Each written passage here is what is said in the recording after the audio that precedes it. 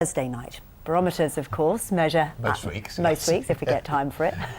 Barometers measure atmospheric pressure, of course, and before weather apps on smartphones, they were very popular. They're still very popular. The largest private collection of barometers in the UK is about to be sold at auction. It's owned by a man from Norfolk, and Mike Liggins has been to meet him. Patrick Marnie is one of the world's leading experts on barometers. He lives in a perfectly ordinary house on a nice estate in Norfolk, but behind the net curtains is something quite extraordinary. Everywhere you go, always take the weather with you. Everywhere you go, always take the weather. 100 barometers of all shapes and sizes. They originally belonged to Patrick's father, William, a barometer maker and restorer for most of his life until he died last year.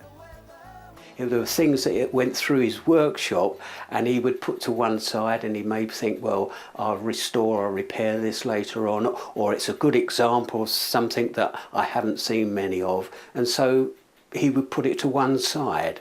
Just to give you an idea of the extent of the collection, the barometers go all the way up Patrick's stairs and then onto the landing.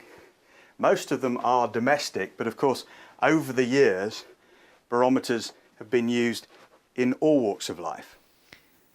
Barometers were used on ships, down the pits to read pressure in mines, and as a marketing tool. I like the look of this one. Tell me all about it. Well, this one is made by Negretti and Zambra, who really were the Rolls-Royce of the instrument-making world at that time in the mid-19th century.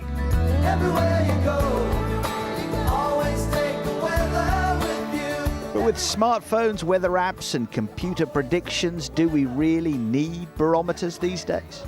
If you have a barometer in the home, and especially if it's in the hallway, and you come past it twice a day, morning and evening, and you tap it and you look at the reading, and there's something just a little bit more special about that, you know.